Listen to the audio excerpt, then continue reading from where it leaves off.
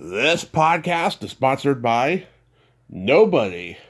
Hey dudes, welcome to Splat from the Past, the only 80s themed horror sci-fi show where things can get totally radical. Now today I will be welcoming back my good friend Rachel Klahr, and it is the last day of 2024. We are going to review my best, okay, and in my opinion, not so great podcast interviews I did this year on Splat from the Past. And I gotta say, this was the first year where I didn't have really any bad ones. I had some that I'm disappointed by, and some I think are okay. But for the most part, I had a lot of good ones. And it was pretty hard choosing the good ones. But the ones that I feel less crazy about, those were easy. This will be our second year in review show because we did one for 23.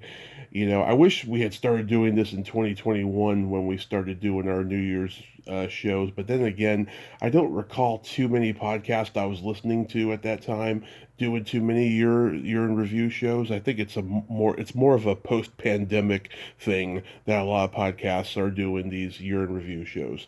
And it's always a fun time with Rachel. I love her like a sister. Also, rest in peace. We have four obituaries today. Rest in peace, Olivia Hussey.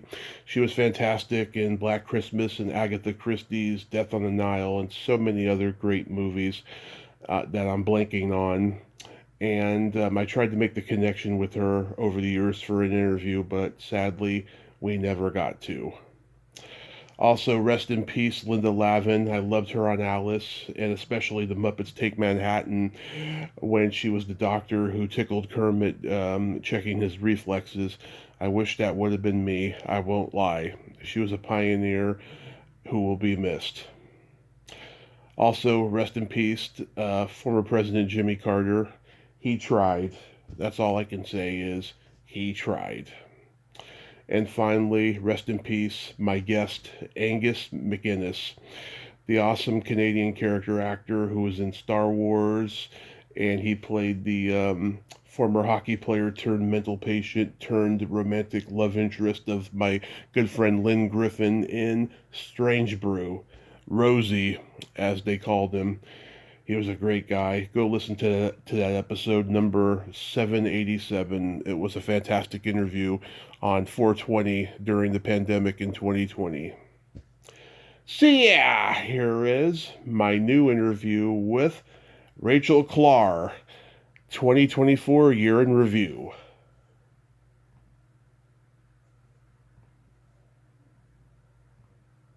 Hello? Hey Rachel, welcome back. Are you ready for the 2024 year in review? Absolutely.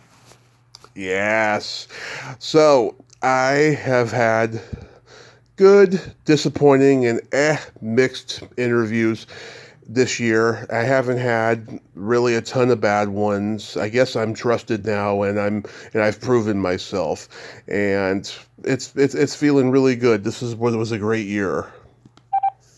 Yeah, I mean, I think that the ones you sent me over were definitely good ones to listen to. I know some of them you were a little iffy on, feeling if they were good or not, but I honestly feel like pretty much every one of them were really good interviews. Well, let's start with what I constitute as good or even great. Carney Wilson, which I did this one 5 weeks ago. I was trying to get her on the podcast from the moment I found out she was starting to do conventions. I know her con booker. She unfortunately doesn't like me. So then I reached out to her husband on Facebook, and I mentioned I know her two best friends since junior high, Josh Mills and Jenny Brill. And, they attended Oakwood Prep School together in Hollywood. And so Carney emailed me right away after I contacted her husband. And we rescheduled once, and then the interview turned out to be better than I ever expected. What did you take away from this? So, I mean, just like you, I grew up with Wilson Phillips. So, Yeah. I know who Cardi is. I'm familiar with her. I don't obviously sit in your shoes getting to talk to these people all the time or anything like that. Or I'm not, some of the people that I listen to that you sent over, I have to do a little research on because I don't have any idea of who they are. You just have a very much deeper, broader knowledge than I do. But, I'm familiar with Cardi, and I think she's just very sweet. She comes through very just humble and honest and endearing, and I loved her. I thought she was a phenomenal guest. She was really engaged with you. She told some great stories. Her memory was a little bit off on a couple of things, but I mean, she's been around. I hate that her cooking show didn't get picked up for a second season or whatever channel it's on. The channel's gone, but it was just. I thought it was a fabulous interview. It flowed really well. She was super sweet. She was engaging. It was good. Yeah. Oh my God. Okay. I had no idea what had happened with the cooking show. I thought maybe it was like a seasonal by seasonal thing. I was like, oh, should I have mentioned that up? I mean, should I have brought that up? But yeah, I mean, I knew I didn't want to talk about her life from start to finish because she's written books, her whole life and career is well documented and so forth. I wanted to nerd out with her, and I think I made a great decision. We loved all the same things, movies, music, TV, whatever. And, people had told me that her and I would get along because we have no filter. And I mean, come on, she told me the fruit roll-up story, which I laughed my ass off, It was so funny. Yeah, and I told her that dirty Christmas joke at the end. So yeah, I am very happy about this interview. And I said to her an email last week, "Merry Christmas," and she replied me back, which was sweet. And yeah, I hope I get to meet her at a con in 2025 because that would be just so fantastic. Yeah, she said that she's got one coming up. I think both her and her sisters are going to do, but she only typically does, she said, about 2 a year, which I get. I mean, those conventions can be very overwhelming. Typically lots of people, lots of long lines to wait in, and, they're fun, though. I mean, I'm glad that people like her see the value in getting out and meeting their fans. Her whole family is really a part of music history. I mean, yeah, she's got deep roots. And her dad isn't doing so well, and I hope it doesn't hinder anything for her in the coming year. But yeah, it was just a wonderful conversation. I'm so glad it happened. I haven't heard any feedback from anybody really about it, or even her closest friends. And I get it. It's Christmas time and everyone's busy and stuff. But I hope if they do tune in, I hope I did right by her, that they liked it. I think you did. I mean, she was very engaging. Mm-hmm. There were no clunky, awkward moments. None. There was nothing edited from this episode, by the way. Yeah, it was a good one. I really enjoyed listening to it. Yeah, it was fantastic. Nicole Eggert. I reached out to her. I'm sorry? That was a good one. Yeah, I reached out to her literally the week she was diagnosed with cancer, and when I found out she had it, I felt so bad for her. I wasn't aware of the Baywatch documentary coming out, but the moment that I started seeing her do podcasts, I jumped on the chance again, and I didn't expect this one to turn out so well, but it did. What did you take away? So she was not on the original list of ones to listen to that you sent me. Because it was newer. That's why. Well, because it's all on YouTube, so I just put YouTube on my TV because you can download all kinds of apps on your TV. So I was listening to them on the television while I was cleaning or whatever around my house, and then I saw, listen to the Nicole Eggert one because, I mean, I grew up with her. Charles in Charge, Baywatch, all that stuff.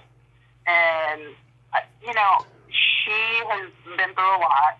I had already watched that Baywatch documentary, which I thought they did a wonderful job on. Mm-hmm. Baywatch was, I think, for a lot of us growing up, was a fun show to watch for more reasons than one.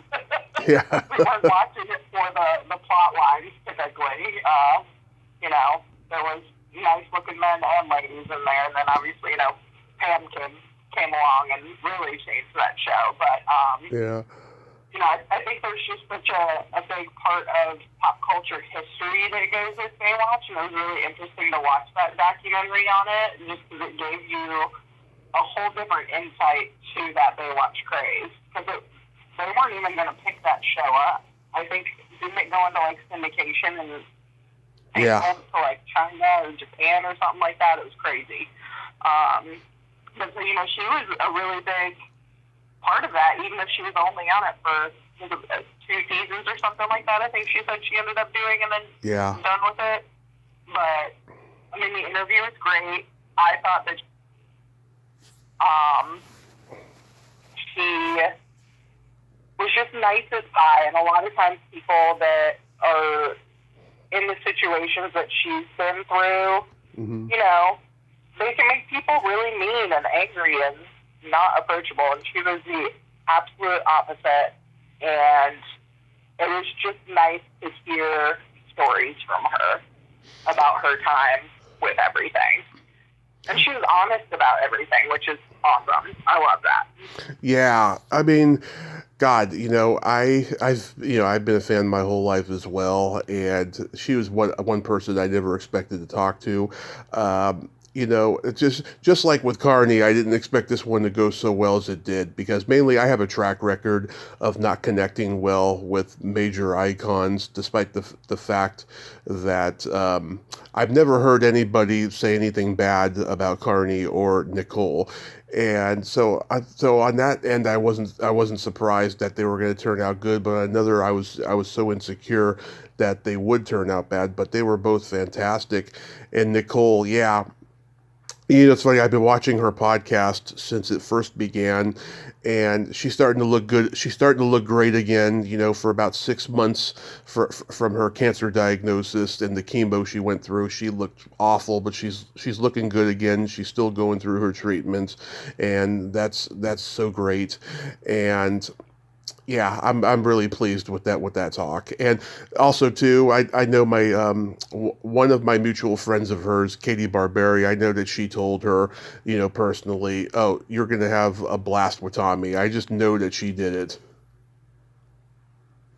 Yeah, I mean, I think it's hard because, you know, you're reaching out to people who, I don't want to say idolize, but who you look up to or have seen on screen for a long time or listen to their music, and, you know, the chance to get to interview them can be very nerve-wracking. You're like, oh God, are they going to be nice? Are they going to be dickheads? Like, what am I going to get? Because you don't know what you're going to get on the other end of the phone when they pick up. Yeah. And some people are wonderful at interviewing, even if it's just more of like a conversational style interview. Yeah. And some people are not good at it. And, I mean, there have been some times where they've been awkward guests, so to speak. I think last year there were more of them than there were this year. But I think that she was just so nice, and it's just refreshing when you can listen to somebody that you've seen on TV or in the movies your whole life, and they're a nice person.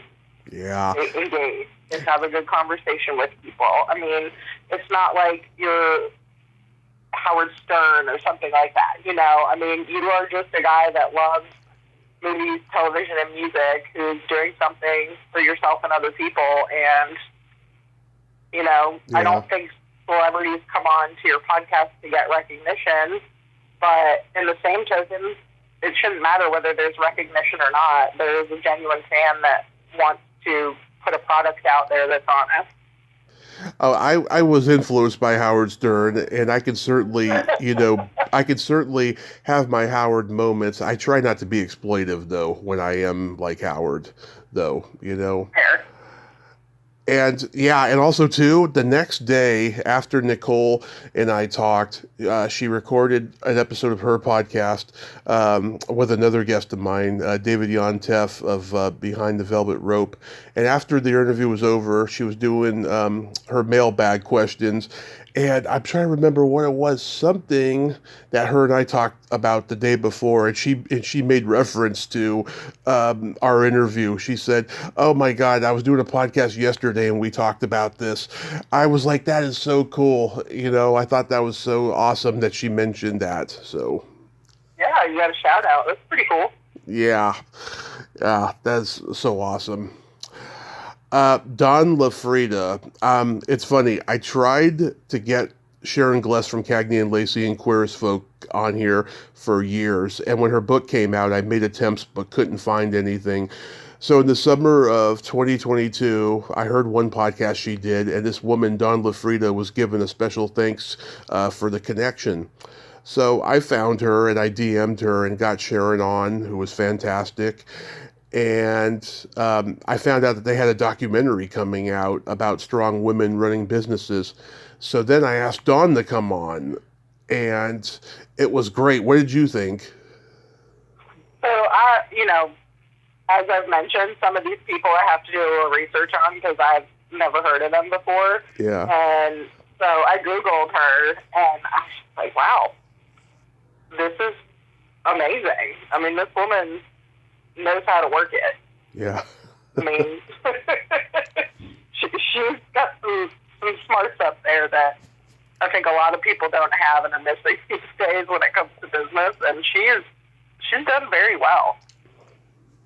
Yeah, I was really surprised by this one because historically, you have to be a bad person or have some missing emotional components to be a CEO of any corporation.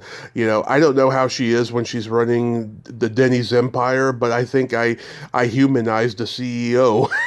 Right? No, you're absolutely accurate that it takes a special person to put those shoes on, and she's not come across in any way, shape, or form as, this ruthless businesswoman who's willing to put people on the chopping block to get where she's going. I mean, exact opposite, and it was quite nice. She's very humble and just genuinely sweet, and I thought she was a great choice to have as a guest on, Yeah, yeah.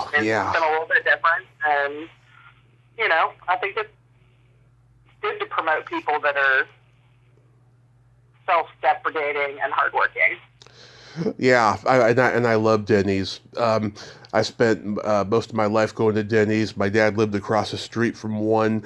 When I was in my early 20s, I was always there when I was visiting him, always. But yeah, I got her to open up about coming out later in life, and we got to talk about favorite Denny's meals and favorite movies and albums. And I found out she's just as sick as I am. We made each other laugh. That was just fantastic. I love this one, truly.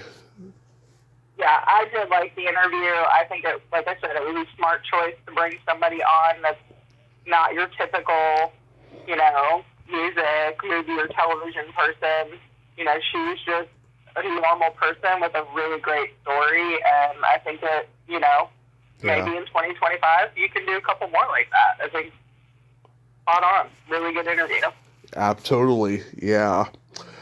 Alice Bagg, the legendary punk rocker. I spent a year trying to get her via email, and when I found out she's very close with Pleasant Gaiman, who's a friend, she finally responded, and this was yet another great one. What did you think? So, again, she's a person I'm not super familiar with. I liked the interview. It wasn't one that was probably my favorite out of them, but I still thought it was a good interview. She had some great stories. There were a couple little, I think, awkward pauses that she had when you'd ask questions, but, I mean, nothing that I can say was over the top phenomenal about it, but also nothing that I could say that was terrible about it either. It was great for me because, I've talked to Gina Shock from the Go-Go's, and I've had two wonderful interviews with her and stuff. There's a stereotype about the girls who came up in punk rock, about them just having this fuck you attitude all the time. But they're normal people, despite the layers of makeup and the aggressive attitude on stage, and they're quite nerdy. And with Alice, I mean, she preaches about inclusivity and what have you, but she has a great sense of humor, and she was very empathetic when I was telling her about the bullying I endured, and how I was Yeah. discovering myself in junior high and stuff. But that was what made the interview so great for me. I just love it because we just had a good time, I feel. And I didn't agree with what she said when we were talking about about wokeness and humor today and stuff. But I'm glad that she said what she said, that she spoke her mind on it, and she was even a great Secret Silly Game participant too. She was. I think it's nice too when, somebody can be vulnerable on a hmm platform like this because, whether it's you or your guest, it's always nice to feel like you can connect with somebody over something. Right, right. Yes, and we interact a little bit on Instagram here and there and stuff too. So, yeah, I was pleased with that one. Yeah, the awkward pauses, I can't even think of what they were and stuff, but I'm sure that they were just because she was trying to because she was trying to think of an answer because the question was out of left field for her. Possibly. Yeah. Now on to disappointing. There was quite a few. Mary Testa. I wanted a guest for the 45th anniversary of Going in Style. Such a funny, underrated comedy from way back when with George Burns, Art Carney, and Lee Strasberg. And when I saw she was in it, I jumped the chance because I remembered her from Stanley and Iris. She's got one of my favorite lines in that whole movie when her and the girls are just, standing around working together, and she says, "I want to get pregnant and get out of here." That's just a hilarious line. And it's funny. I got a little story here though, but I just felt she was very reserved and she didn't really have that much to say. Did you take that away from it? Yeah, I mean, she was super nice. Yeah. I had to Google a picture of her to see what she looked like, and I can honestly say, even from more of like the newer stuff that she's been in, any of her pictures, I'm like, I don't think I know who she is. Yeah. But she was nice. But yeah, she kind of, I don't know, I got a little bit of a, what's the word I'm looking for? Like I said, reserved. Yeah, I mean, almost like, yeah, I guess reserved would be the best way to put it. Yeah, she didn't feel like she was opening up too much. Like, there were times where you would ask her a question and she would give you a very minimalistic answer. That's one thing that does aggravate me when people you interview come on and you ask them a question and they're Yes. like, they give you a one-word answer. Like, there's no elaboration. Like, it's Yeah. not a game show. We're not looking for just the answer. A game show. Yeah. What's the story? Yeah, I can't stand that too. And I have plenty of those interviews where I'm getting the one word answers and I'm filling in the time with minutia, and then I'm getting questions from them like, is this every interview? Are you an expert at this? That kind of shit. But yeah, so like, I always listen to previous interviews, but before I reach out to somebody, I found this interview she did in 1986 on a cable access interview show in New York. I loved that Mary Testa. She was silly, forthcoming, optimistic, hopeful for the future. But a lot has happened since 1986. She has lost like two or three Tony Awards. her film career hasn't gone the way she wanted it to. I mean, it was a real struggle to get things out of her and stuff. And I brought up the Secret Silly Game at the end because I thought the episode was way too short and I wanted to fill in some more time. She told me in the DM afterwards that she had a blast and that I was a great guy. So that's a good thing, you know. Well, that's good. Yeah, but it just makes me think, why didn't she want to why didn't she want to be forthcoming like she used to be? you know? I know. I mean, I think you're right. People do change, and that interview that you watched being, 30 years ago. 40, almost 40 now. Yeah, God, that's nuts. So, I mean, somebody changes, they go through a lot, and especially in that industry, Mm-hmm. I mean, you're constantly compared to other people, you're, put into boxes, and then to triangles, and then to trapezoids. I mean, you have to change with the industry in some regards, but, I mean, yeah, that's just an industry that eats people up and spits them out, unfortunately. She told me the day before, she said, "Do you want to talk to me because I'm old?" And I was thinking that's a loaded question because I do like talking to the older people, but I was like, "Oh no, not at all," And she was like, "Okay." That is a weird question to ask. Right. Like, do you want to talk to me because I'm old?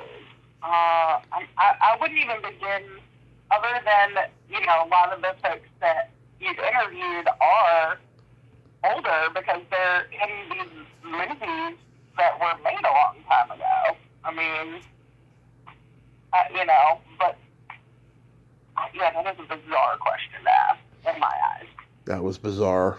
Yeah. Carol Jones. I was watching The Possessed one night, and I was like, "Oh, hey, it's that girl from The Greatest American Hero." She did a few different episodes where she was different characters. I remembered her, and she was like a teenage alcoholic on the show Family. So I decided to reach out to her. The night that we're going to record the interview, it was supposed to be at 6 p.m. I call her after my intro, and she's like, "Hey, I'm so sorry. Can we do this at 8 p.m.?" And because she was babysitting her grandchildren, and I'm just reluctantly saying yes. I was so exhausted. And then my brother comes home with a gigantic pizza from Mountain Mike's. So 7 slices later, I'm really tired. I'm in a food coma. So I drink a cup of coffee, and then at 8 o'clock, I was ready to go. And there's parts of it I like, and the ending just disappointed me a big time. What did you think? I don't. She's again one of those people I wasn't super familiar with. I thought it was an okay interview. It probably wasn't my favorite of the ones that you sent over to me. Yep. And yeah, the ending was very disappointing. I find it to be so rude when somebody just kind of, oh, I gotta go, like. Yeah. Whatever the reason, oh, the pie's ready in the oven, or oh, my neighbor's knocking, like whatever. If you're going to do something, I think you should at least, block out the time to be attentive. And she was attentive as far as answering the questions and stuff. Yeah. She was nice, but it wasn't, I was just kind of blah about that interview. And I think it ended up only being like 38 minutes long or something. Yeah. So.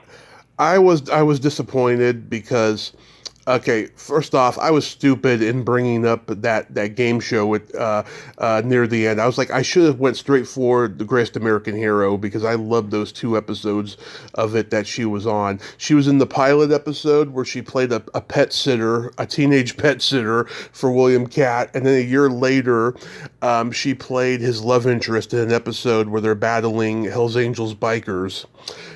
And I wish I had just skipped that stupid game show part and went straight to Greatest American Hero because it was on the agenda, but then again, I was still in this food coma. So I was so upset about that. And yeah, I mean, when the kid came in and interrupted and stuff, she didn't seem very remorseful of having to leave. She didn't even offer to like come back after she put the kid to bed or something. Right. I mean, that's what I said. I think, I get you people have a life, but Yeah. I mean, you should at least dedicate the hour you've committed to, or whatever it is, to that actual task versus being like, oh, sorry, I'm trying to balance talking on this podcast and getting my grandson a bath, you know? Yeah. Well, we didn't have a set time. I was gonna like keep it 45 minutes tops, you know. But that was disappointing. And another disappointing thing, we didn't get to talk about her husband, who's no longer with us. He was a crew member on several films, including this really bad, cheesy sci-fi horror movie I like called the Spirits of Jupiter. It's a really stupid, bad movie. I wanted to bring that up to her just to see if she had any information. I found another crew member from it back in September, and he was just about ready to work on another movie, and then he died like a month ago, and so sadly we never got to do that talk. And he was actually going to try to connect me with the director of the movie, who's not on social media. And so I was shit out of luck celebrating the 40th anniversary of The Spirits of Jupiter. I did talk to an actor from it years ago, but he had very little to say about it. Interesting. So, yeah. I've been just as bad for them. Yeah. So it was just as disappointing on that end as well, you know. But, oh well. Cheryl Sloan. Now, you got to learn a few things about me in this one. Lord. My friend Ann Ryerson, who came from Second City, and she was in classic comedy movies like Caddyshack and Troop Beverly Hills. She's known Cheryl since like 1972, when Cheryl was like 12 years old or something. And her mom was Joyce Sloan. She was the one of the founders of Second City in Chicago. She told me once that I should talk with her because we both have no filter. And I kind of forgot until one day the sex podcast I started listening to had her on, and I was like, wait, Cheryl Sloan, the daughter of Joyce Sloan, on a sex podcast? Can't be. But then it turned out it was, and that she works for Uber Lube. And I was like, oh, I'm definitely going to contact her during my sex positivity month of May. And that's how that came about. What did you take from this? You know, I think she is,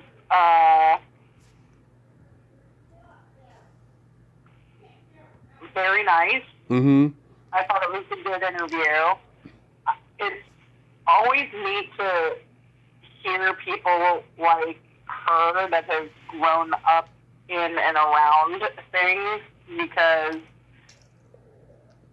they see things, I think, a little bit differently than somebody who's just like the star. You know, so she saw like the business side of it, and then, you know, worked in it and things like that. Yeah. She was a little off-putting at times for me with how she responded to some of the questions, but it might just be her personality. I don't know her. I didn't get the chance to like speak to her. But it was a good interview. I thought that she had some good stories, and you know, she's talking about John Candy, who I grew up watching, and loved John Candy. You know, and she's been around some really big names. You know, she'd be somebody who, if she doesn't have a book out, she should write one. Yeah, I mean, you know, well, there's so many books about Second City out there. I mean, that's how I got educated. I had a coffee table book about the history of Second City like 20 years ago that I loved, because I've always been an SCTV fan and stuff. I wanted to learn more about it. But yeah, I mean, I knew going into it that she was a unique, odd duck kind of person, like a lot of people who work in the sex industry, whether it's in porn or, you know, toys or whatever. I knew that, but I don't know. I expected her to be a little bit more talkative in some places. But when we were talking about the history of Second City, I think she was kind of surprised that I knew as much as I did, because being the comedy nerd that I am and reading that book and stuff, you know. And then once we got into the sex stuff, I asked her all the pertinent questions. I asked a lot of my sex positivity guests during the month of May, i.e., whether the G spot was real, first encounter with porn, masturbation stories, etc., and stuff. And it's funny the point when I asked her about how she survives in today's world of political correctness, and we went on about that for a few minutes and stuff. She actually tried to end the interview after we got into that, and Really? she told me that she had to go back to work in like 5 minutes. And I said, "Hey, I just want you to know I'm not just trying to sandbag you or anything like that, because I'm on your side. I'm just wondering how you function with it and stuff." And she's like, "Oh, no, no, no, that's a great question. I appreciate that question, but I really have to go in like 5 minutes." And I was like, "Okay." So that gave me closure. And then we played the game and stuff, and then that was that. But like it was a pretty interesting talk. And also too, I'm sure she's not used to talking to men who are just so open like I am. you know I don't know. I mean, if she's talking lube and other products, she's probably around all kinds of people. Maybe. Yeah, it's just, I didn't know where to go with the lube thing, because lube is lube. It can be sticky or not sticky. It could feel good or not feel so good. Like, so I didn't really know how to ask lube questions, really, even though I've been using it, for most of my adult life, so I didn't really know where to go with it. Maybe she'll be the one that finally gets that vibrator named after you. Maybe. Maybe. I had one guest on this year who said that she has a vibrator with her name engraved on it. She's like, you can do it. It's not difficult. And yeah, I don't know. I've just been so lazy. I haven't really looked into it, but maybe I will when the new year starts. There you go. Naomi Grossman. Now, I have never watched American Horror Story until like recently. I've seen certain episodes, and I know guys who have had Naomi on their podcast, and they've said, I should talk to her because she's got this wacky kind of energy and she's funny as hell and stuff. I found out my friend Kat Kramer knows her too, so I reached out to her and she said yes right away, and it happened. What did you think? So I am an American Horror Story fan. I have seen most of the seasons. Mm-hmm. If I'm not mistaken, she was in Asylum and Freak Show. Mm-hmm. And I loved Asylum. Freak Show, I kind of was... It just didn't do it for me as far as American Horror Story series goes. I did watch it. She definitely is a different kind of energy. Yeah. I liked the interview, but there wasn't, like, one thing that really stood out to me. Mm-hmm. To me, it kind of felt like it was just another way for her to get her name out there. Honestly, it's kind of how it came across. Mm-hmm. And yeah, this one was probably the least favorite of your interviews that I listened to for the year. She was nice and all, but she just kind of came off in a not so nice way to me. Yeah, I feel like she was being Naomi Grossman, her wacky, silly self, and very comedic and eccentric and so forth. But I felt like I got her at a bad time because certain things I asked her, I felt like she had some hostility in her, i.e. asking her about horror movies she's been in, or, asked some things that she told me that she chronicles in her one-woman show, and that I felt like she was a little irritable talking about it again, and she made me cut the best part of the interview out. There was a part where I asked her, what she thought that, if American Horror Story came on today, how the public would take Pepper today in today's politically correct world. And she loved that question, but then as an afterthought later in DM, she said, I could get trolled for saying what I said. So if you can cut that out, I'd really appreciate it. And I said, okay, you know, um, That's a bummer. yeah, that was a bummer. We did some real talk about the horror conventions that I felt like that I should cut. She was just talking about some people that she's met at conventions that she grew up watching that disappointed her, and I told her some of mine. So that was cut out of the talk. Um, I felt I caught her off guard, but in a good way when I brought up my love for glory holing. I would agree. Because she was on a podcast with two gay guys and she told a funny glory hole story that I brought up, you know, and so I had to bring up, my experiences with it and stuff, and she actually told me in DM she loved how open I was, so that was great, she admired that, and yeah, she was very complimentary to me in DM afterwards, But like I don't know, I think I got her on a bad day overall. Yeah, I mean, I'm sure she's a very nice person, but the way that she came off in the interview was just very odd to me. Mm-hmm.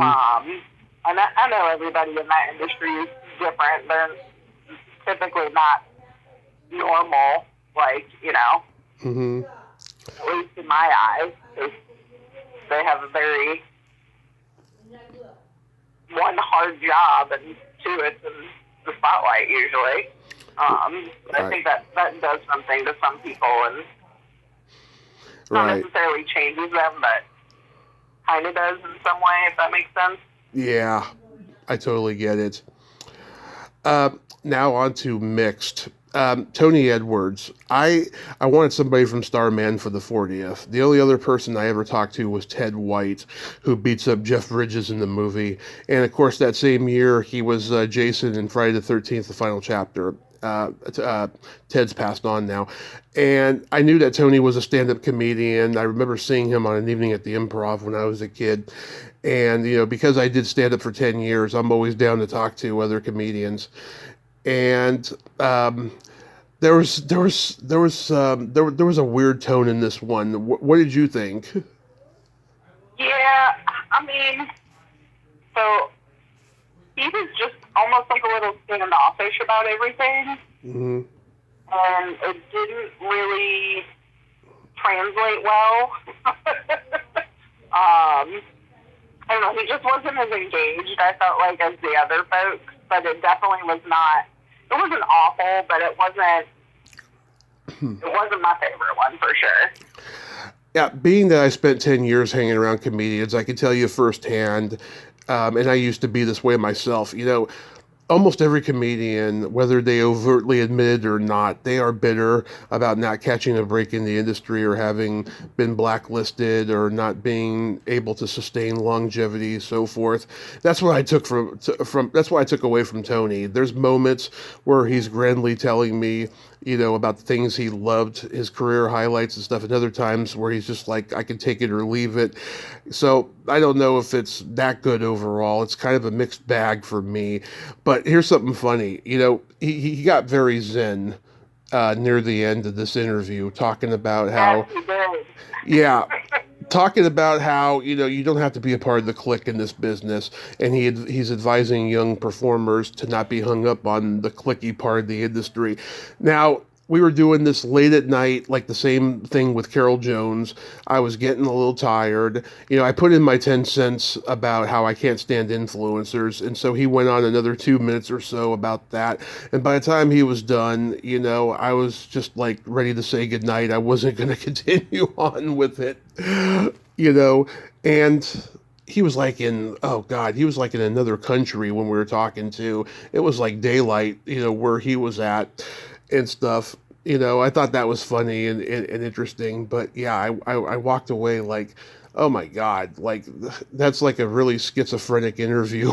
Well, he obviously did okay enough in his career because he was talking about how he was able to, buy the property that he lives on and, Yeah. like, I don't really have any bills to pay kind of deal, it sounded like. And, I mean, So you got to be grateful for what you got, and it sounds like he is. But yeah, it was a little odd at the end. Yeah, it was a little odd. So yeah, there was that one, and then Aliana Douglas, my number one bucket list guest. I found her book publicist person finally, and the connection was made. What did you think about it? I liked this interview. I thought she was very nice. She had a lot of knowledge about, because she just put a book out about Connecticut in the movies and the real historical significance of it. And I thought it was a neat topic. Me myself, I am originally from Connecticut, so it was cool to see somebody kind of put pen to paper. I actually ordered her book. Yeah. Got it at home. I've perused it, but I haven't actually sat down and read any of it in full length. But I'm excited to delve into that. I thought she was nice. I don't know why you have mixed feelings about this interview. I thought it was a good one. I'll tell you why. Other than the weather was shitty over here in California and the sound wasn't as great as I'd like it, I think I kind of annoyed her when I was asking about Cape Fear and Jerry Lewis and stuff like that. I was like, oh God, did I like hit a nerve or anything like that? I mean, she did seem happy to talk about the Marx Brothers and Norman Jewison movies, but it was mixed for me in that regard, And yes, I mean, she's another one of those icons I've never heard anything bad about, but I was so insecure. I was like, this woman, dated Scorsese for years. I'm like, oh my God, I hope I stand out to her and stuff. I mean, she did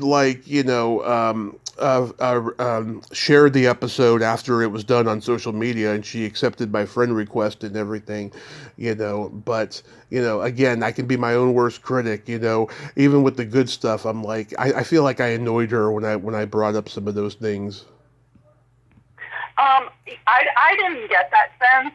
I can see why you did, but I don't think she was annoyed by it. It might have just been she's asked those questions a lot. Yeah. Or maybe nobody's really ever asked her those questions and she's not, sure how to answer them. I don't know. Yeah. Well, it's funny because it's true. I worked in the bar business. I saw drunk people, and I really did think she captured that drunkenness well on screen. It was so great the way she did it. I mean, I really do believe that she's drunk in that scene. So yeah, I don't know how people act drunk. I would literally have, if I was an actor, I would probably have to have some kind of liquor or beer or whatever to help me get to that mental state. Yeah, yeah, and then I had to bring up Jerry Lewis because he was a hero of mine growing up, and I've heard her talk about him before and stuff, and yeah, I was pleased with that, and her former sidekick Tamara. On her podcast, she wrote to me and said she thought the interview was fantastic. I've been trying to get Tamara on for years as much as her. Tamara's a little bit more shy and stuff, which is funny because when she was her sidekick on her show, she was very boisterous and she's got a very high-pitched cackle. And anytime something dirty was mentioned, she'd be the first one laughing in the corner. And I'd love to have her sidekick Tamara on. Hopefully it'll happen next year. She lost her father recently. Go ahead. What? I was saying, keep trying. It'll happen. Yeah.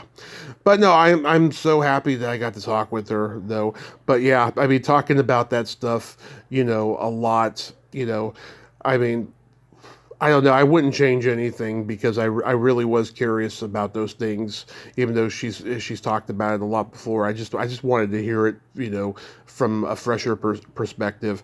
At least I got to talk about Friday the 13th Part 2 being filmed in Connecticut with her too. Yep. Yeah, there's a lot of good movies filmed in Connecticut. Yeah. I know. I didn't even realize it until she wrote this book, Finally, Adam Nedeff. So I saw him on YouTube on this Zoom show I watch sometimes called the Jim Masters Show. And I like game shows. I never really thought about delving into it until I saw Adam. and I thought he was kind of cute. I put him on my list.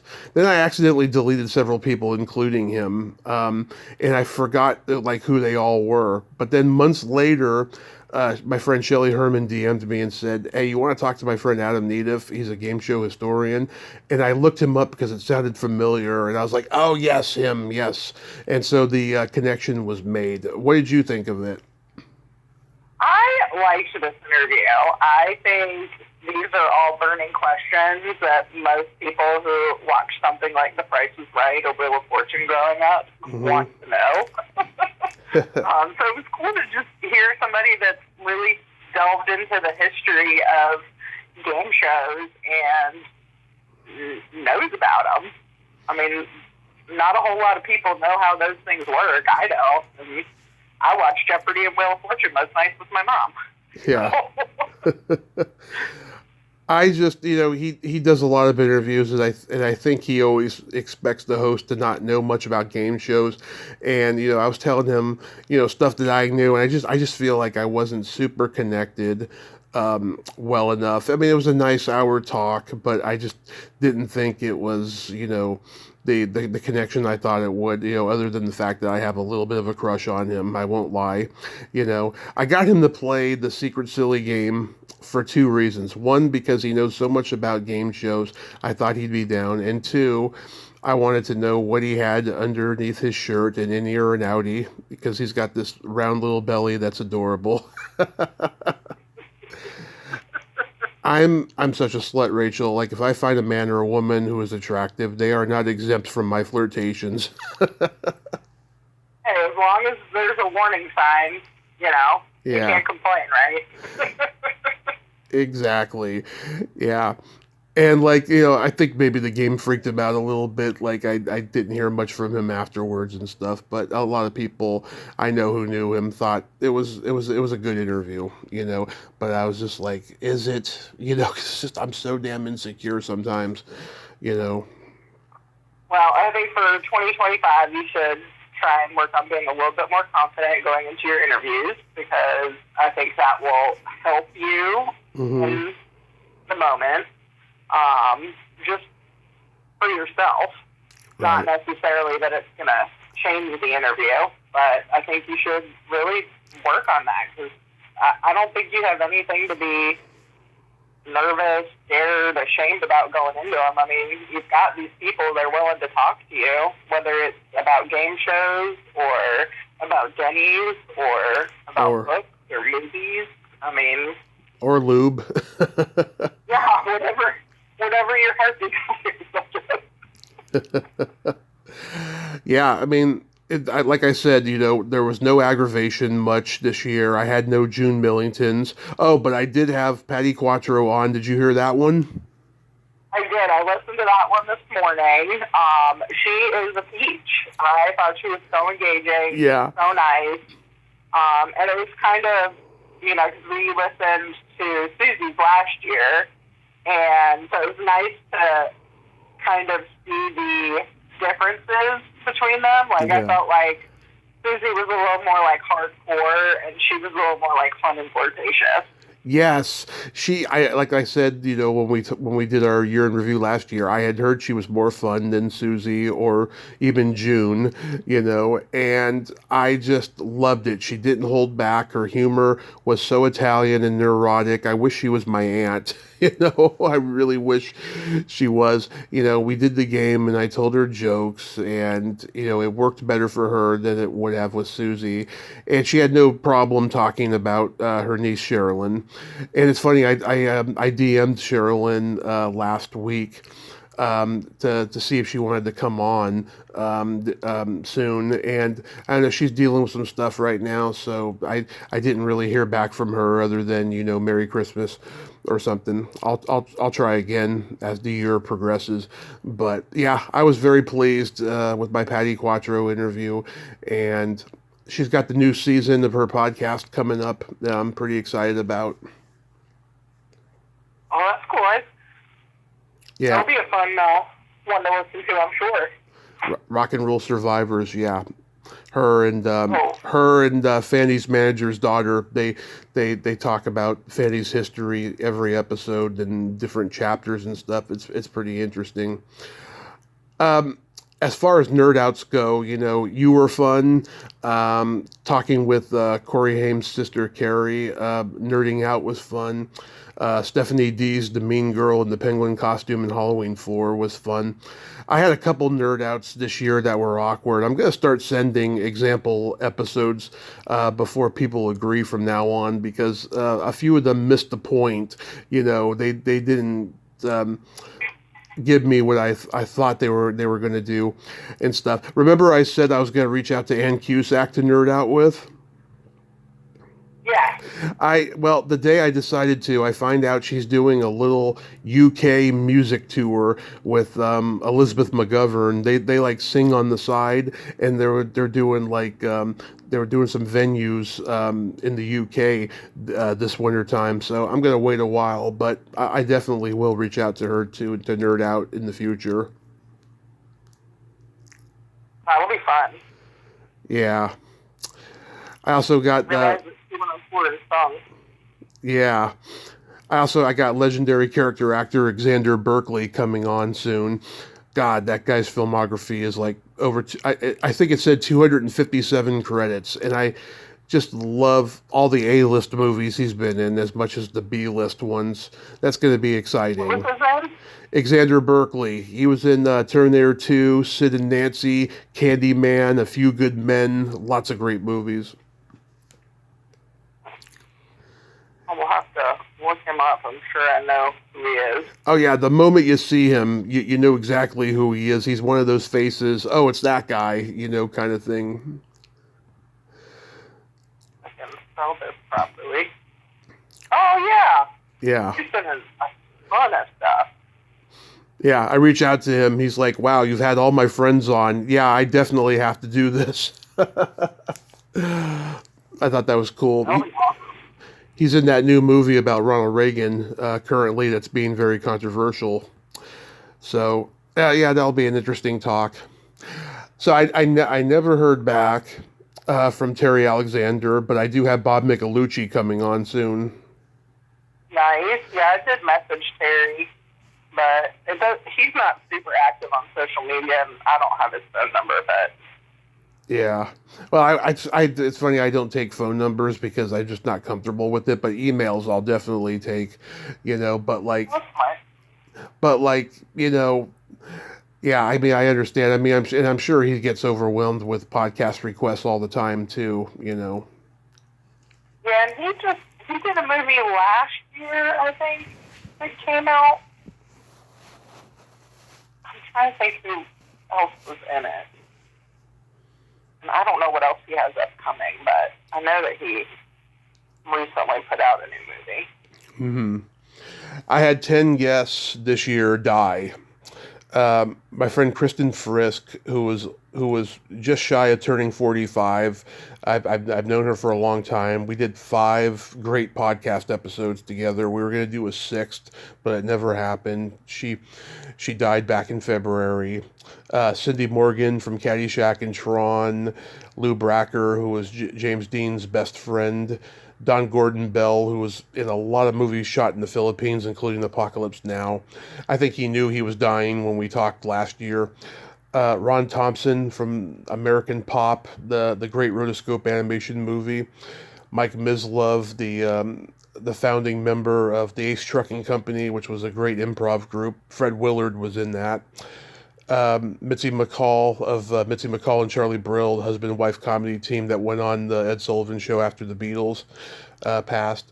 Jilly Jacobson, she did a slasher movie where she was the killer, where she was a nurse, and she was later on the New Gidget and lots of stuff. She passed. I was pretty sad about that recently. Mark Dodson, who was the voice of Boba Fett in Return of the Jedi, passed. He was a great guy. And Angus McInnes, who was one of the pilots when Luke Skywalker goes flying in the planes near the end of the movie in the first Star Wars. They all passed away this year. I was like, wow, I've never had that many guests die in one year. I think 7 was the most a few years ago. Yeah, that's a lot of people that you've interviewed that are no longer with us. That's crazy that you had 10 this year. Overall, I've had probably like 20, maybe under 25. Yeah, it's sad when you start losing those people, you know? It's just. Yeah, I know. Today's 4 years since Dad died, and it seems like yesterday. And the nice thing is they're kind of frozen in time in some regard with interviews, movies, television. So you can always go back and see and hear them. Yeah, and I watched Trading Places on Christmas Day. That's a good movie. Yeah. That's a good movie. I'm sure Mom will get a nice 37-cent check in the mail. Thank you. Well, I watched it on home video. Oh, even better. You already paid for it. Yeah. Yeah. So, what are your New Year's resolutions? Oh, man, that is a great question. I haven't really made any. I can't remember the last time I actually made a New Year's resolution, to be honest with you. I typically am terrible at keeping them, so... Aren't we all? Mm-hmm. It's awful. I've done the ones where it's like, all right, I'm going to go to the gym. I'm going to get my life back in order, things like that. No, never happens. So, I mean, I don't know. Be kind to people and do the right thing, even if nobody's looking. Just be a good person. I think it should be everybody's New Year's resolution at this point. Same here. Not to find good people anymore. Yeah. I didn't go to any cons this year. I want to go to some cons next year. I want to continue losing weight and just be grateful for life because, this Christmas, it was emotional. I cried for days because 10 years ago, I wanted to die. I was homeless. My best friend had been killed in a car crash. I had no hope. And the fact that I'm still alive and I've done this many podcast interviews and I got my own roof over my head. It's a miracle. It's like I felt like I was waking up from that coma all over again and having all those surgeries and getting weepy. That's what it felt like. That's tough. I mean, going through trauma like that is, unless you personally experienced something like that. I mean, I had my foot mangled in one more when I was a little kid and spent a lot of time in the hospital, so I can absolutely empathize with those feelings because it's tough. I mean, in January, I'll be celebrating 10 years since the accident, 10 years sobriety. It's profound. I can't believe I've made it this far. And Those are major milestones, Tommy. I mean, being sober for that long, there's not a lot of people that can say that. Yeah, I know. I just, I mean, it was only a 4-year window where I wasn't sober, but it seems like a lifetime ago now because I feel so different now. I'm sure you feel better. I do in some aspects of I needed that 4 years of drinking. I had so much, I don't know, I was so uptight and I just didn't have, I lost my zest for life after I lost my job at the bar that I was working at, that I needed something to loosen me up, and it was good for a while, but then it became too codependent and I paid a heavy price for it, but now, everything's different.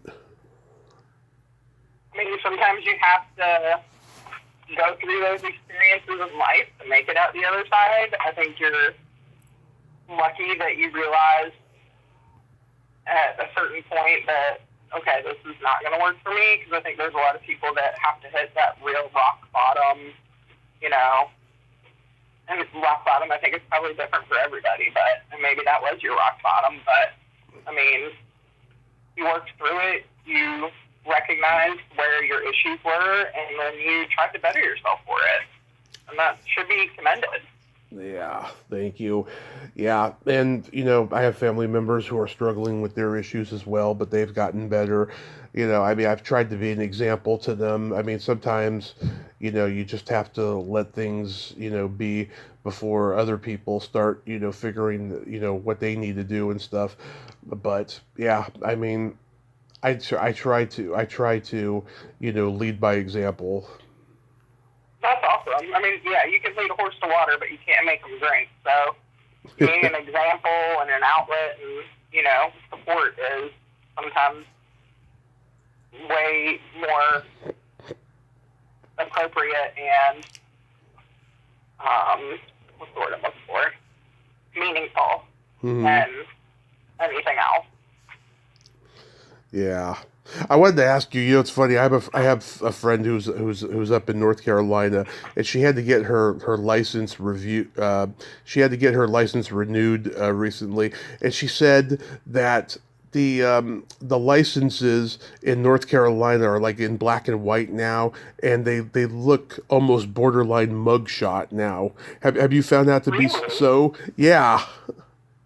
That's crazy. So I am in South Carolina, but not far from North Carolina. I do have some friends that live in North Carolina. Uh-huh. I have not had to.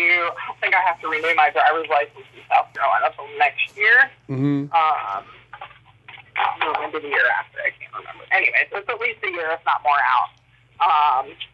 But I will have to ask what some of my friends that live in North Carolina, because that's crazy. They look like mugshots now, and they're black and white. Yeah, What they're doing. I thought that was creepy. She's like, I feel like Big Brother is watching me. I mean, they kind of are. They're I, going to be for a real long time. The government's not going anywhere. oh God, I don't even want to think about that. I really, I pray that our country finds itself in 2025. I hope that people come together and stop being Karens and just live their lives and not worry about other people. Yeah, I hope that if they are going to be Karens, it's going to be for valid reasons and not just for the reasons of being mean or anything like that. That like their dignity is at stake and they need to fight for it because Correct. it's coming I to agree. because it's coming to a fascist halt. It's something's going to happen. I mean, I don't know. Our people just are too concerned with other people than themselves these days, and yeah, Yeah. it's gonna be bad. I don't understand it, but yeah, 25 should be a great year. Um, I hope I get to meet somebody special that I could share my life with. It's funny, we got a kitten several months back. I now have two cats and a dog, but having a kitten, it's made me like think, oh God, do I want to delve into the world of having a baby in the future? Oh God, no. You know, I know I don't. Yeah, but it makes me think like it's just it makes me misty for babies and stuff. Yeah, my brother unfortunately still hasn't had the proper custody to see his kids, which saddens me. We were going to see them this Christmas, but he was on call with his job, and there was a chance that he'd be missing out. So hopefully next year we'll get to see my nephew and my niece, but. I know it's just I don't know, having a kitten's giving me a little bit of baby fever of like do I just want to try it? Just remember, the kitten when it grows up, it's kind of like other than you like feeding it and changing its litter box. That's Yeah. all you really have to do other than take it, to the vet for its shots or whatever else. Yeah. Kids are gonna have to support, send off to school and do whatever else with it. Yeah, at least I'm we're good. I don't want to take care of a baby in my 40s. That's terrible. well, at least we got we're getting her fixed this Friday because I'll tell you she's a little escape artist. I mean, she's always finding ways to get out of something and just running around, and she pops up in places you don't even expect. So I'm hoping that, getting fixed this Friday will kind of, calm her down a little bit. Oh, good luck. Hopefully it will. Usually it does. Yeah. It mellows them out a little bit. All those hormones that are running through there kind of dissipate. So, is it just a normal house cat that you guys got? Yeah. I mean, our other cat, who we've had for 5.5 years now, I mean, she loves going outside, but we keep her inside mostly these days because we're afraid that she's going to get lost here in Modesto, because it's a big domesticated, street that we live on and stuff, and there's other cats, and some of the other cats don't look too friendly. Yeah, and they say you shouldn't even let your cats outside. Yeah. One, because they decimate like the bird population and other animals for nothing more than fun, really. It's not like they typically eat their kills. They usually bring them inside as a present for you. But yeah, I mean, if you're in a busy residential area, there's a solid chance that cat is going to get run over. I have a joke for you. Yeah. Okay. You know the difference between tofu and a dildo? Oh, God. I do not. They are both meat substitutes. Oh, my God. That's good. Yeah. I'm going to tell my boyfriend that one later. He'll laugh.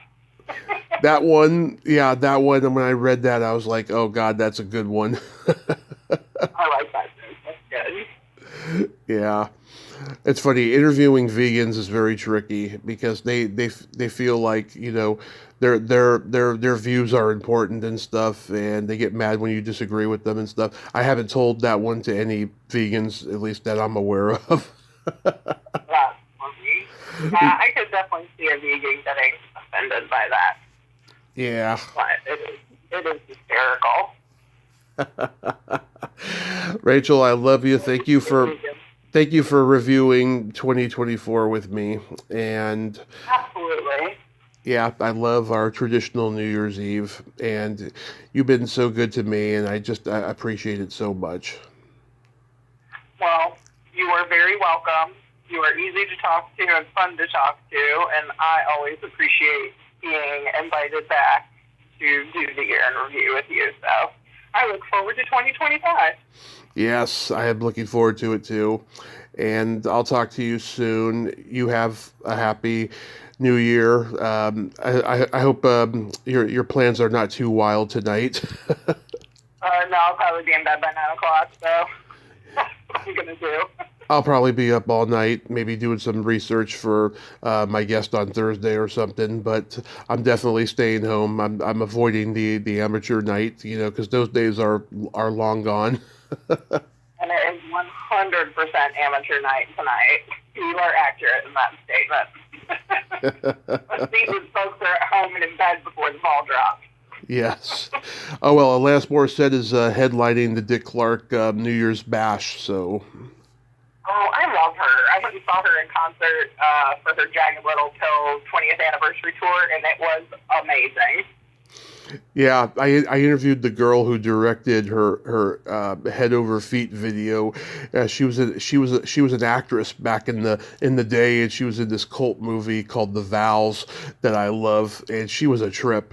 And she's like Alanis's still photographer when she goes on tour and stuff. Yeah. Well, that's awesome, big. Yeah. I had her on just before the pandemic in 2020. But I'll talk to you soon. Have fun. Be safe. All right, Tommy. Happy New Year. Happy New Year. Bye. Bye-bye. Well, there you have it. Rachel Klahr, H.E.S. sweetheart. Oh, my God. That was a great 2024 year in review, and it was a lot of fun. Yeah, I'm my own worst critic, I mean, I'll try to work on what she brought up, about, being a little bit more secure in my interviews. Maybe at this point I need to be secure. Maybe, maybe I just need to like say, okay, I interviewed Cardi Wilson and Nicole Eggert and whoever else, and they were great experiences. Ileana Douglas. Okay, stop thinking about how bad it could go wrong, because it could go wrong, but think positive. Okay, that's what I need to do. I need to think positive for 2025. I will. Well, until next time, this is Tommy Throwback Kovac saying there's no shame in living in the past because the present sucks. Later, dudes. Happy New Year.